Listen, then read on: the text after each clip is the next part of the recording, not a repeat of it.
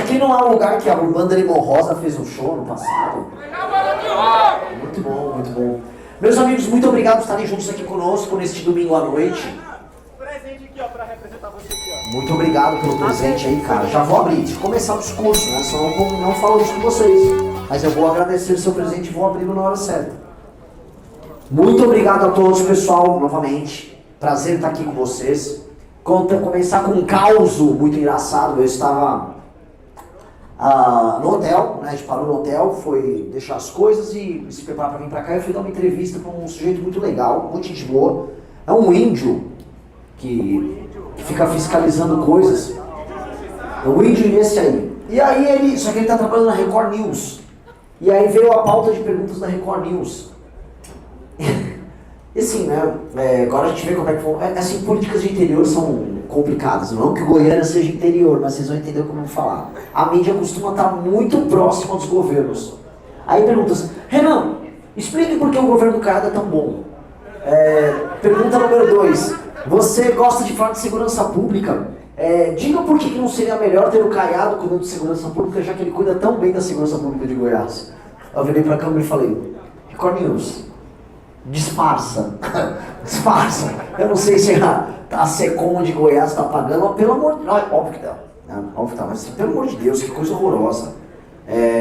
E acontece dessas, né? E é muito louco porque eu rodei estados no Nordeste que a mídia, as rádios estavam muito no bolso das esquerdas, mas, assim, disfarçavam melhor. Aqui eu já cheguei tomando, toma ele um Caiado aí, ó. Gente gosta do Caiado aqui, ó. Aqui se gosta do Caiado. Né?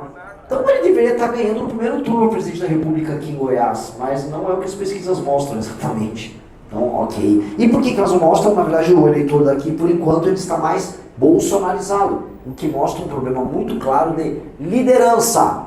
Não adianta nada você falar, eu tenho um número bom aqui e ali, porque número bom o Eduardo Leite tinha melhor do que os demais, em termos de recuperar um estado que estava quebrado, se você não é um líder. E a crise que o Brasil passa é uma crise de liderança, acima de tudo.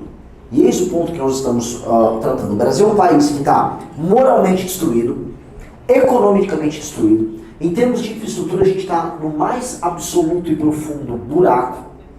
Nós somos um país que está se transformando rapidamente, nem mais lentamente, rapidamente no narco-estado. Nós somos um país que perdeu confiança em si. Nós somos um país onde as pessoas que servem de exemplo são as piores pessoas possíveis. A gente abre aquelas páginas de fofoca para ver de quem o povo gosta de ouvir falar. E aí são apenas pessoas, eu nem digo que elas são ruins, eu acho que elas são asquerosas. As pessoas que são colocadas como exemplo para nós aqui no Brasil são asquerosas, são deploráveis. Isso é sintomático de um país que perdeu o sentido. Boa parte, assim, em todas as áreas, do esporte, a mídia, da cultura política, tá tudo desgraçado. Se eu entrar no meio religioso, eu vou encontrar também uma parte importante de donos de igreja se envolvendo em escândalo de corrupção. E isso é muito claro, que quando o país chega nesse buraco, ou ele mergulha e vai para uma convulsão social, ou ele se recupera. E ele se recupera através de um grupo de pessoas que se nega a aceitar aquele quadro daquele país. Muitas nações passaram por isso. E eu acho que nós somos a geração que está falando esse basta, dando esse basta para esse problema bizarro que o país passa. Os escândalos de corrupção que estão tomando o Brasil, falo do INSS, falo do escândalo do Banco Master. Reparou que ninguém mais fala do Banco Master? Ninguém, isso aí não existe. Saiu completamente do noticiário. Lembrando que o escândalo do Banco Master se deu também através de decretos e projetos de lei que passaram em governos estaduais. Vocês sabem que passou aqui, né? Até o Pedro já fez vídeo sobre isso. Passou aqui. O Banco Master foi beneficiado por um projeto de lei que passou aqui em Goiás também. Assim como passou em Minas e passou em vários estados. E nós temos que ter isso em perspectiva. Nós somos um país que está derrotado e que desistiu. O sintoma nosso maior é da desistência. E o fato das pessoas estarem hoje indo às pesquisas, não às urnas ainda, e ainda mencionarem o Lula e membros da família Bolsonaro como alternativa, significa que uma parte importante da população nossa desistiu. Quantos de vocês não percebem que os seus pais desistiram? Que é quase impossível conversar com eles, que eles, eu já gosto do fulano, Contra o Lula, né? Quando eu estava na Bahia, era mais ou menos isso, só que o exemplo que eu usava era contra o Bolsonaro. Porque lá as pessoas desistiram a PT. Aqui as pessoas ainda desistem a Bolsonaro. É um modo de ser. Mas é uma resistência. É uma falta de vontade. E o fato de vocês estarem aqui conosco no domingo à noite, o fato de a gente ter feito a inscrição e estar fazendo esse evento, e vai rodar não só aqui em Goiás, mas vou rodar Mato Grosso, vou rodar Mato Grosso do Sul, é para recuperar e levantar as pessoas para o que precisa ser feito. Nós temos uma chance única de nos tornarmos um país de primeiro mundo. E olha só como esse país, ao mesmo tempo que ele é amaldiçoado pela falta de moral, pela falta de inteligência das suas lideranças, do outro lado ele também é abençoado.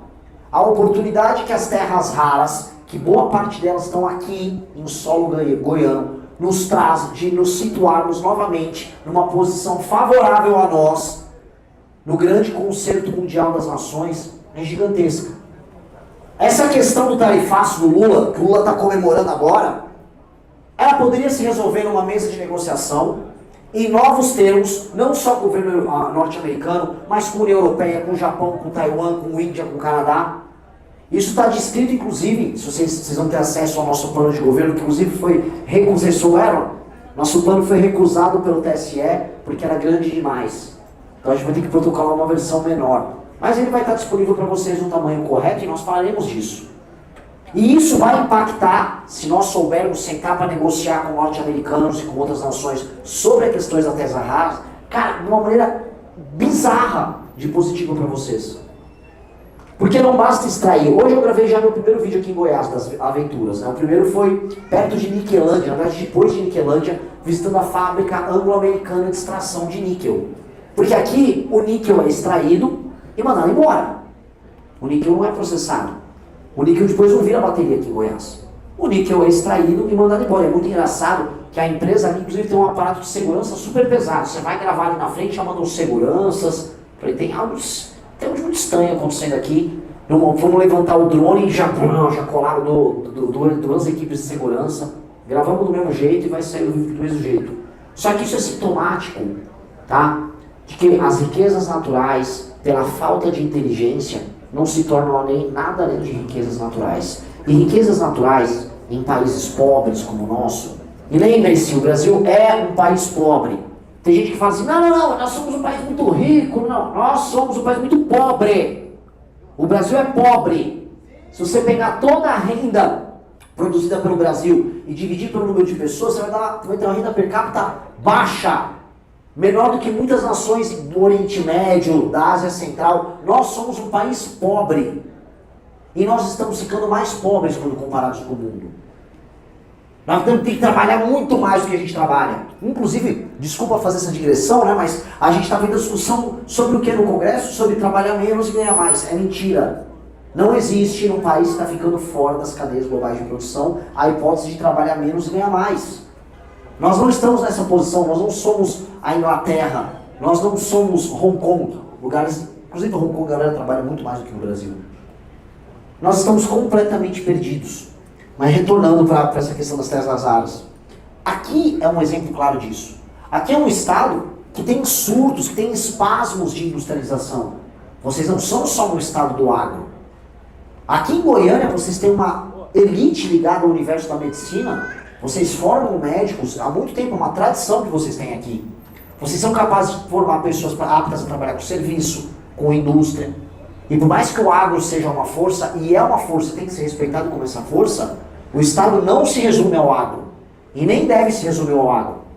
Aqui, tendo as terras raras, nós temos que ter o processamento das terras raras e uma indústria correlata. Trabalhar o disprósio, o neodímio, você fazer os super ímãs. Ímãs que vão no iPhone de vocês. Se vocês pegarem aí o iPhone, a parte que vai que sai o áudio, ou mesmo lá os fones de ouvido super pequenininhos, todos eles, nas ligas especiais, vão componentes como disprósio e neodímio. E esses componentes tem aqui em Goiás, estão debaixo do chão aqui em Goiás. O mundo inteiro está vindo aqui brigar por essas terras aqui em Goiás. Acordos escusos dos mais diversos vão ser feitos sobre isso. Agora nós, como povo, ficamos apenas com as migalhas, porque as nações pobres, administradas por uma elite corrupta, sempre permitem que a elite corrupta se aproprie dos seus recursos naturais, os vendam em acordos e conluios com outras nações, fiquem multimilionários ou multibilionários com isso, e as pessoas não sintam o efeito dessa riqueza. Hoje, quando se fala em terras raras, você tem grupos econômicos dos mais baixos, ligados a grandes bancos, ligados especialmente a políticos, se apropriando deles. E já correndo para fazer negócio com os gringos. Eu, como presidente, vou brecar tudo.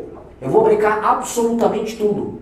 O Plano Nacional de Terras Raras tem que passar necessariamente por um plano geopolítico que passe pela industrialização do Brasil.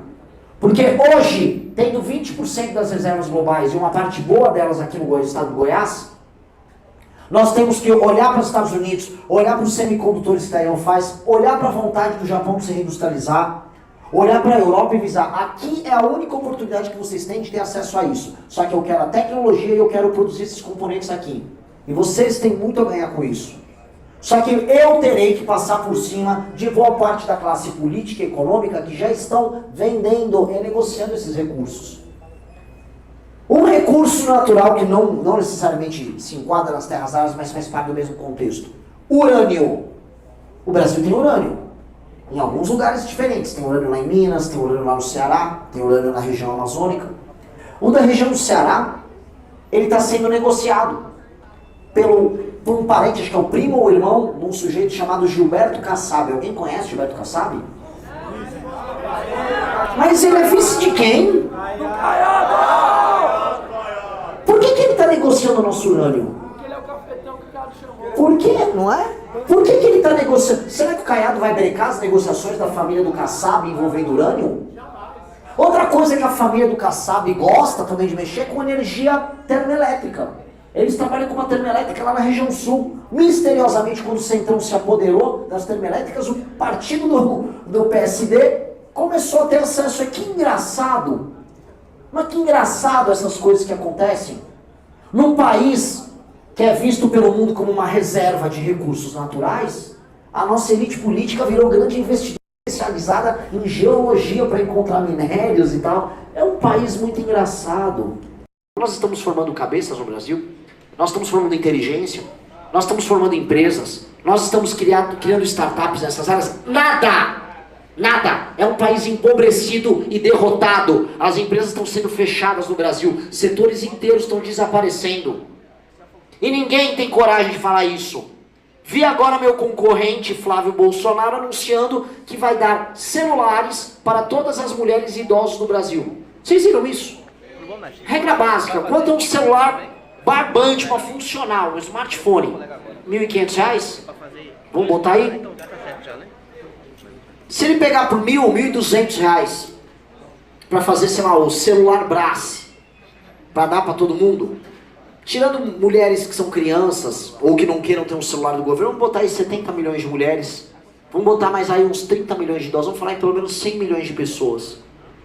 Multiplique isso por R$ 1,2 mil, são mais de 120 bilhões de reais no ano.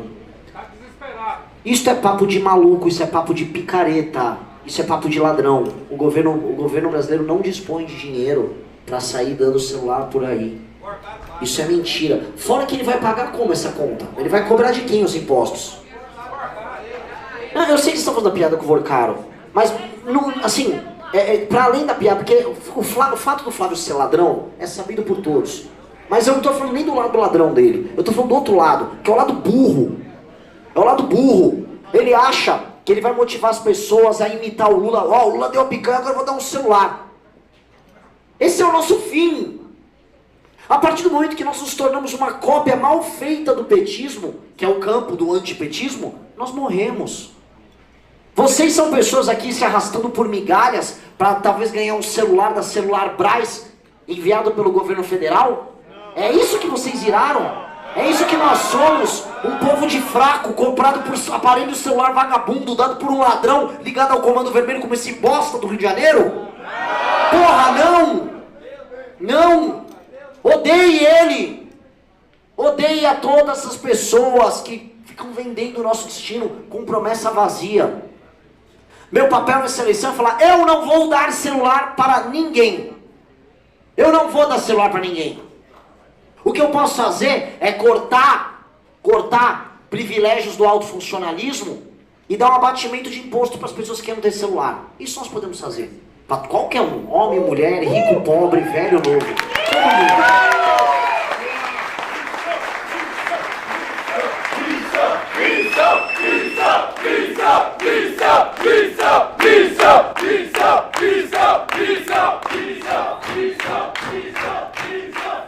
Eu posso fazer isso não porque eu vou fazer populismo, mas só porque isso aumenta a nossa produtividade e cabe no orçamento. Se cabe no orçamento, se eu corto de um lado e economizo de um lado e posso investir no outro, tá tudo bem. Agora, ficar prometendo dar coisa para os outros, coisa de picareta. Mas eis o país que perdeu tudo, o país que não tem mais dignidade, ele vive disso. E eu vou falar, porque assim, vocês aqui convivem muito com bolsonarista aqui em Goiás, certo? Sei que aqui em Goiânia há uma decadência desse grupo, mas convivem. E sabe qual é o argumento dessa gente no final? É assim, ah não, mas tem que fazer isso para ganhar do PT. Então eu tenho que votar a favor do PL da misoginia para derrotar o PT. Eu tenho que votar a favor do fim da escala 6x1 para derrotar o PT. Eu tenho que me juntar ao PT pela PEC da blindagem. Tenho que me juntar com eles. Tenho que votar agora com o PT a favor da papo da bomba, como passou agora no Congresso Nacional. Eu tenho que fazer exatamente o que o PT faz, senão o PT fica no poder. Qual o sentido disso aí? Eu tenho que me envolver também nos mesmos escândalos de corrupção do PT. Então se o PT está no escândalo do INSS, eu também tenho que estar. Se o PT está no escândalo do Master, eu tenho que estar também. Só que, meu Deus, se propor qualquer coisa diferente disso, o PT volta. O PT fica. Tem sentido? Tem sentido? E aí eu sei que pra vocês, porque pra mim eu sou uma pessoa meio maluca. Eu acho desesperador você olhar, e esses são os males da democracia. Eu sou profundamente democrático. Mas assim, como é que pode a população brasileira não enxergar um absurdo desses? Como é que pode a população brasileira estar alienada, vendo esses dois grupos políticos completamente corrompidos lá, e falar, não, parece que é isso mesmo. Como é que pode?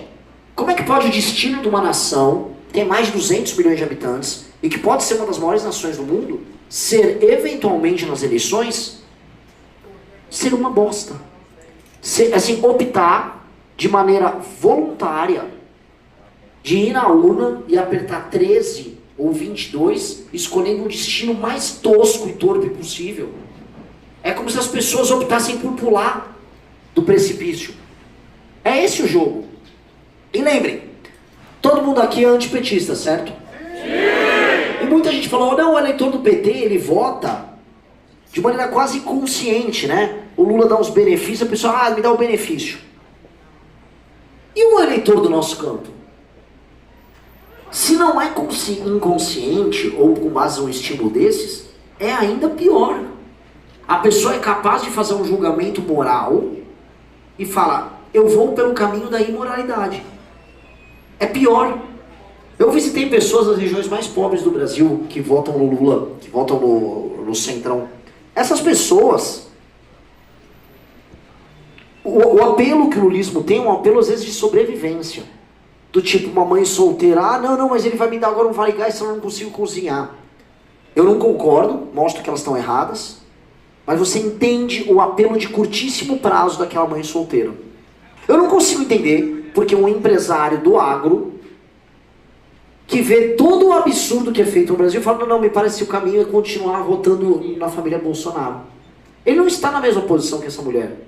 O dono de uma loja de material de construção, um vendedor, essas pessoas não estão na mesma posição que esta pessoa muito pobre que acaba dependendo do petismo, que vive sob um terror do PT. O PT inventando para eles que se o Lula não ganhar, todos os benefícios acabam e aquela pessoa vai morrer de fome. Que essas pessoas vivem sob ameaça. O eleitor à direita não está votando com o estômago ou com medo. Ele está votando com o coração. Mas não com o coração no aspecto positivo dele. É o coração apaixonado daquela mulher que continua apaixonada pelo marido que bate nela. Como a gente sabe que existe. Aliás, estamos aqui num estado, Goiás, que tem muita música sertaneja, que é música de corno, né? Então, assim, é daquele cara que é viciado naquela mulher que trai, mete os chifres. Mas eu amo ela!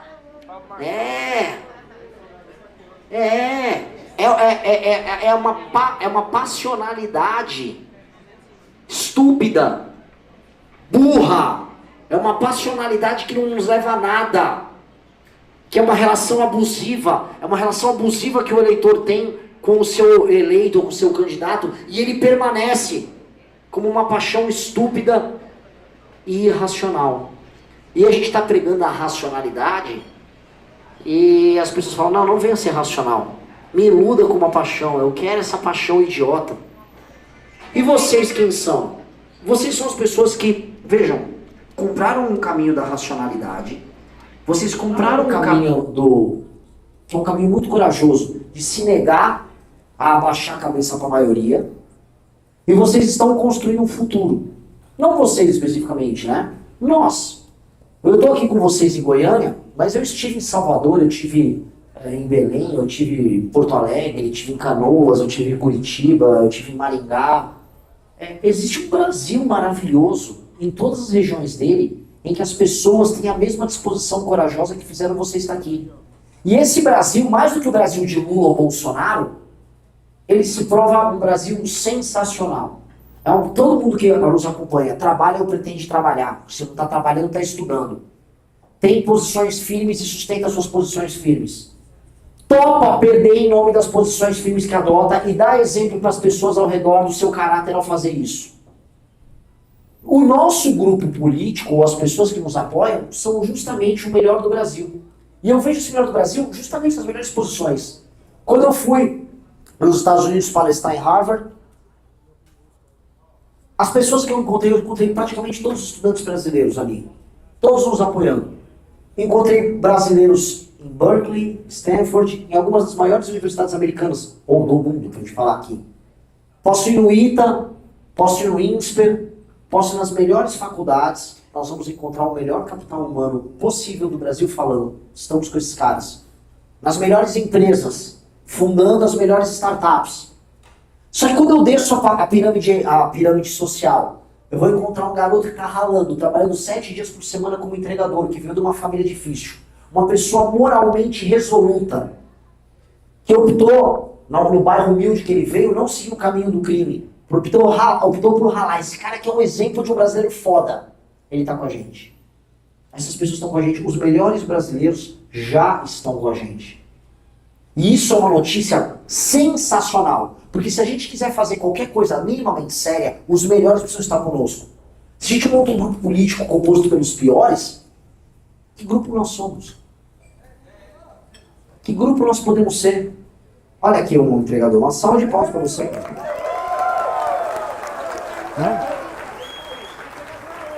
É outro? Isso aqui é sensacional. Em vários lugares do Brasil isso aqui está acontecendo. Ó. Isso aqui é sensacional. Isso aqui é uma revolução. São pessoas que não ouviram nem o chamado do crime, porque vieram de baixo, nem o chamado do populismo barato. São pessoas que lutaram o caminho de fazer o que é certo. Se o seu grupo político, eu volto a repetir, ele atrai os melhores, o seu grupo político é melhor, ponto.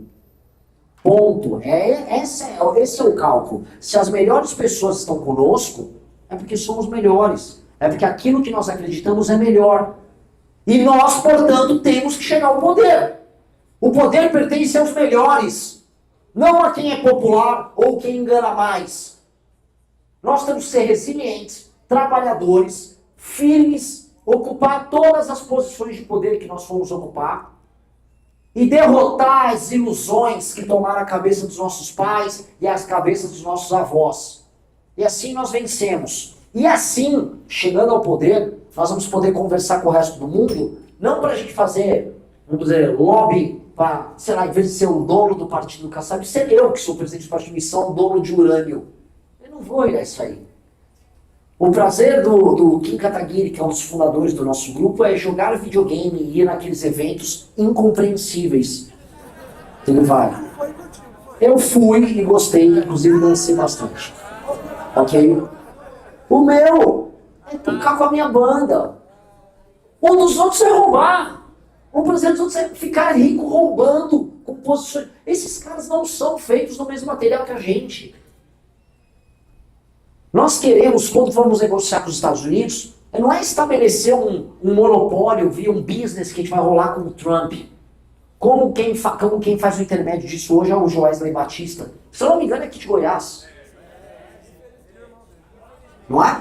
Não. Nós vamos defender o interesse brasileiro porque o que nos interessa é algo muito maior do que o dinheiro, do que a mansão. É o nome no livro de história. O nome no livro de história é poderoso demais. Ser lembrado pelas próximas gerações por ter feito o que é certo é grande demais. Essa é a minha missão e essa tem que ser a missão de todos vocês. Nós temos que ser a geração que vai ser lembrada para sempre como uma geração gloriosa, que mudou o destino de um país que hoje vai para o buraco. Hoje o nosso país é uma bosta. O nosso país é um fracasso. E se alguém te disser de maneira euforista, mentira! É mentira! Estamos indo pro buraco. O Brasil está virando um narco-estado. Eu estava no Rio de Janeiro, o Rio de Janeiro está inteiro tomado pelo Comando Vermelho. Em Brasília, as facções políticas estão todas arroladas no escândalo do Banco Master, do STF ao petismo, ao bolsonarismo, ao centrão. O Flávio Dino me intimou agora, como presidente de um partido, a ter que responder sobre emendas parlamentares, eu e mais outros 20 partidos. E eu sou o único partido, talvez tenha mais um ou dois, que não está arrolado nos esquemas do orçamento secreto. Todos os demais estão roubando centenas de milhões de reais cada um. Fui descobrir, só no Ceará, as emendas destinadas pelos deputados, especialmente as ligadas ao orçamento secreto, dão um rebote, que é o pagamento de volta para o deputado, na casa dos 30% a 40%. Quando você vê que as emendas hoje no Brasil estão na casa de 60 a 65 bilhões de reais, vocês têm ideia do tamanho disso? Então quando eu falo que o Brasil está acabado, eu não estou fazendo um exagero, eu não estou falando, não, veja só, é um apelo para vocês de uma maneira... Não, eu estou falando literalmente, o Brasil está moralmente destruído. O Brasil como nação perdeu o bonde da história. O Brasil está pobre. O Brasil não tem tecnologia para nada. Está tendo uma revolução envolvendo IA, inteligência artificial, a gente nem sabe o que é isso. As pessoas fazem montagem de gente pelada na IA aqui. A cultura de massas do Brasil é um lixo. Inclusive aqui de Goiás também. Vocês suportam muita porcaria. Já falei isso. Não só ele, né? Mas tudo bem. Ela é daqui? Puta que pariu. É do Paraná. Eu também acho que é do Paraná.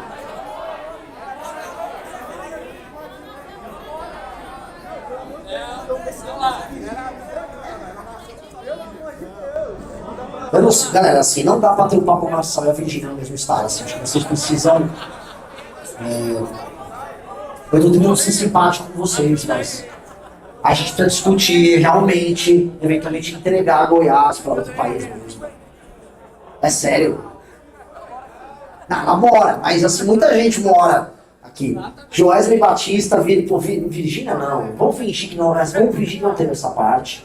Eu acho que ela é do Paraná, tá? Eu acho que ela é do Paraná. Ah? Enfim, vamos abstrair esse tema. Nós, é que vocês são como mineiros, mas lembrando sempre, eu como paulista, eu lembro vocês que eu sou o seu pai. Vocês... Sim, mas vocês têm que ter orgulho disso. Vocês são os paulistas que vieram pra cá, vocês são bandeirantes. Vocês são bandeirantes. Só pra avisar, assim, os bandeirantes saíram lá de São Paulo, tá? Só pra avisar, assim, e devia achar, pô, super legal. Até porque eu não vou falar só a parte ruim. Aqui, hoje, é o único Brasil que está, em alguma medida, em algum grau, vencendo. O Brasil que cresce é o Brasil, vou puxar uma sardinha pra cá, o Brasil da Paulistânia, que começa lá em Campinas, avança pelo interior, pega uma parte do Paraná, vai pegar Mato Grosso do Sul, vai pegar Goiás, naquilo que nós chamamos do Grande Goianistão. Só que aqui, o Goianistão faz parte da grande região da Grande Paulistânia. E vocês fazem parte deste Brasil. Pioneiro bandeirante, trabalhador, caipira, comedor de galinhada, que mantém as tradições mais antigas do Brasil, tá? A gente viu a Espanha ganhar a Copa, mas foram vocês que não só cruzaram o Tratado de Tordesilhas, mas tomaram a terra que era dos espanhóis e tornaram isso Brasil, porra. Isso aqui. Vocês são filhos diretos dessas pessoas. Isso é sensacional. E hoje vocês são o Brasil que dá certo. A despeito do Pablo Marçal. Tá. Porque tudo vem com uma conta, você tem que ter um balanço, um pouco de droga e um pouco de salada. Então, tem que contrabalancear. Mas é um Brasil que dá certo aqui. E é um Brasil para dar muito certo. Muito certo. É um lugar para ter mais infraestrutura. É um Brasil para se industrializar, para gerar aumento de complexidade nas atividades econômicas. E é um Brasil, e aqui eu vou falar o problema na alma goiana, estudos de nerd, eu adoro falar sobre esse assunto. O problema na alma goiana e o objetivo que o Estado de Goiás tem que ter nesse sentido. Goiás está se tornando elite econômica, mas ele não é visto pelo resto do Brasil como elite, como alguém que vai se sentar na mesa para mandar. É como se o Brasil tivesse sido mandado por uma elite que ainda está no Rio de Janeiro, alguma coisa que está em São Paulo, alguma coisa que está com os barões políticos do Nordeste, mas vocês não existem no mapa. E aí, em grande medida, o defeito estético que eu comento lá, da casa do Gustavo Lima, do Pablo Marçal, da vontade de ostentação, vem muito da vontade de vocês assim, nos vejam, me reconheça, porque vocês estão fazendo a lição de casa. Goiás é um estado, e de muito tempo, que está contribuindo demais com a federação. Contribui muito, paga suas contas, se constrói, mas não é tratado como o Brasil que o mundo tem que conhecer. Lembre-se sempre daquela coisa, toda vez que tem abertura de Copa do Mundo, ou teve abertura das Olimpíadas, vocês foram lembrados? Em algum momento. É sempre assim, uma favela, aí vai aparecer um cara fazendo uma capoeira, aí vai aparecer um índio jogando uma flecha, e meio que jogo que segue. Aí o cara gravou depois. Quando vem os memes da soberania nacional, vocês também não existem para isso. Então, a questão da conciliação do Goiás junto ao Brasil é entender que tem que haver um reconhecimento do Brasil para isso, mas tem que entender também que Goiás, se quer ser elite, tem que se comportar como elite. E se comportar como elite é produzir coisas de elite. Eu não estou falando só de produto, estou falando de cultura. Eu estou falando de exemplo. Eu estou falando de ter as melhores pessoas nas melhores áreas. E não exportar Pablo Marçal. Isso vai tornar vocês elite, porque vocês merecem ser. Porque materialmente falando, vocês estão entregando para o Brasil. E cada estado tem o seu desafio. Tem estados que tem que lidar com o desafio da decadência. Imagina o desafio do Rio de Janeiro. Que é o da decadência total e completa. Ceará, que é a tomada do estado total pelo crime organizado. Bahia, que também é um elemento de decadência fortíssimo. Moral, social, para o estado da sabotagem. A luta para não ser sabotado. Maranhão é tipo, cara, precisamos virar um estado. Entendeu? E do Goiás, o que eu sou do ponto de vista material tem que ser reconhecido. Mas se eu ficar gritando me reconheça, eu vou construir uma casa greco-goiana gigante e vou botar uma melancia na cabeça. Que é o que a elite aqui em grande medida faz.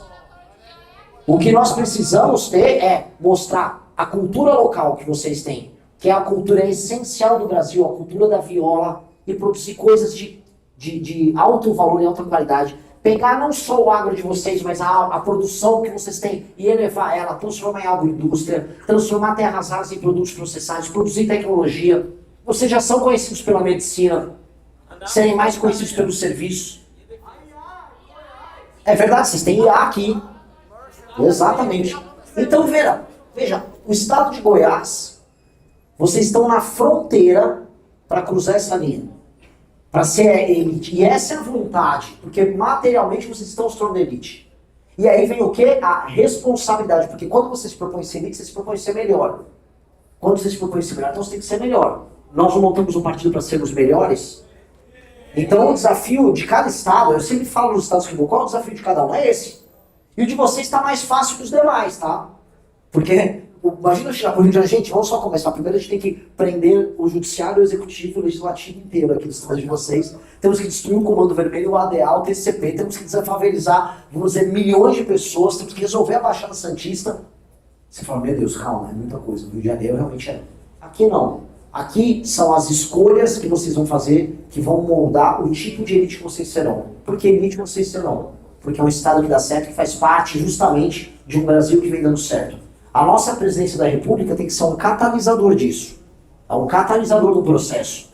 Um processo que, envolvendo terras raras, envolvendo agroindústria, ajude a pegar o que é bom, que já é bem feito, torne competitivo, conecte com o resto do Brasil, porque infelizmente a parte de infraestrutura ainda está longe, está boa.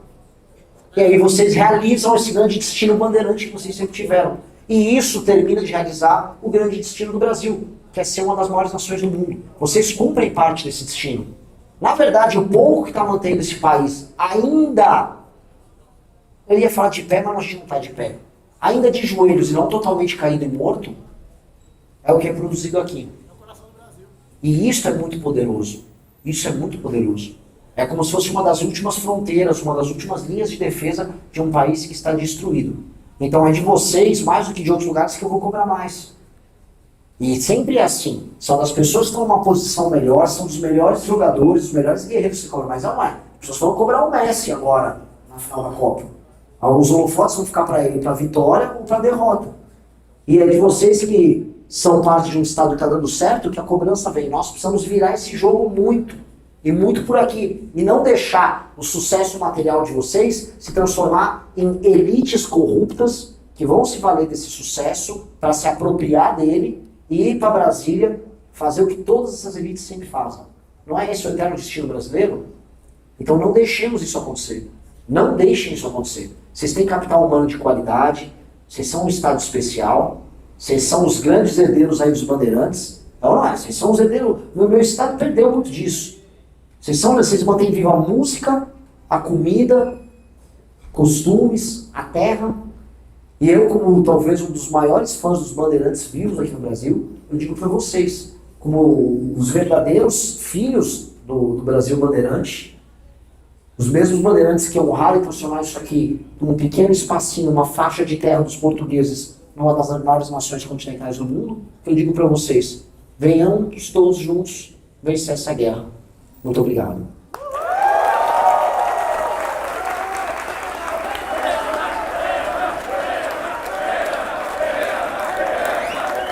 Renan, um dos principais adversários de você na terceira via é o ex-governador Ronaldo Caiado, aqui de Goiás. Por que os goianos deveriam votar em você e não em Caiado? Eu não posso pedir voto, né? De acordo com a legislação eleitoral, não posso falar por que eles poderiam fazer A, B ou C, porque a legislação me permite. O que eu digo é o seguinte, eu sou um líder melhor do Caiado. E digo ainda mais, quando o Caiado me seguiu, que foi o impeachment da Dilma, e ele era oposição ao PT antes, deu certo, a gente derrubou o PT. Eu acho que o Caiado tinha que vir na minha, tinha que me apoiar no presidente da República. Sou um líder melhor. Quando o bolsonarismo estava no poder, eu não me calei, diferente dos demais, e isso mostra porque eu ultrapassei todos eles nas pesquisas.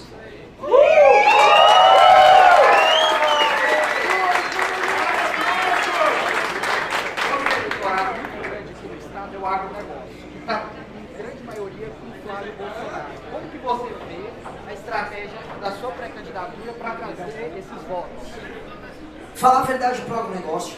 Veja, a boa parte do agronegócio, especialmente aquele que trabalha com um cinturão verde, hortifruti, ele vai se lascar agora com o que passou da fim da escala 6 por 1. O Flávio avisou eles que ele ia votar junto com o PT.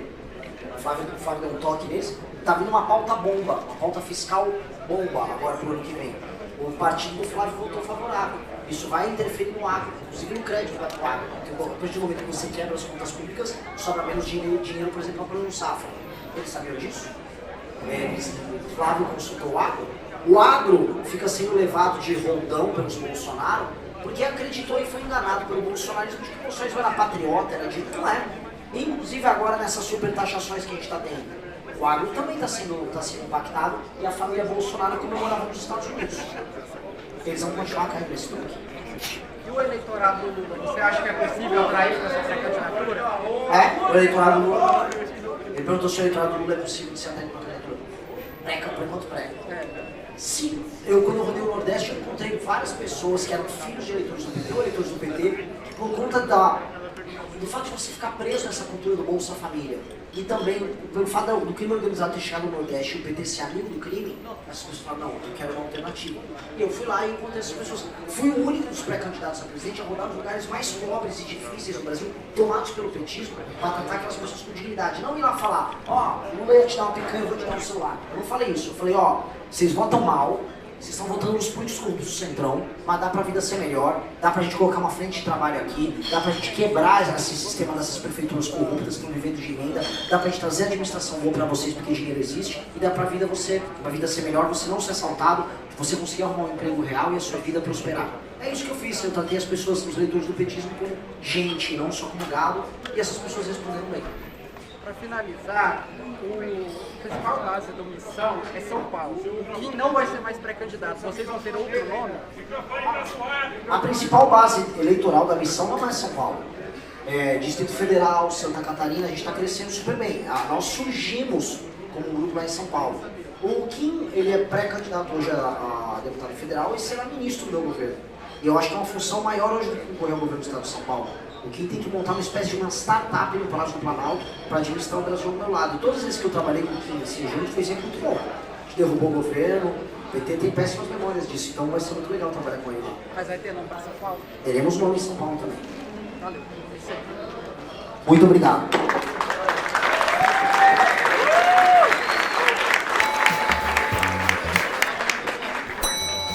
Deixe o like no vídeo, inscreva-se no canal, pois a pintada é inevitável.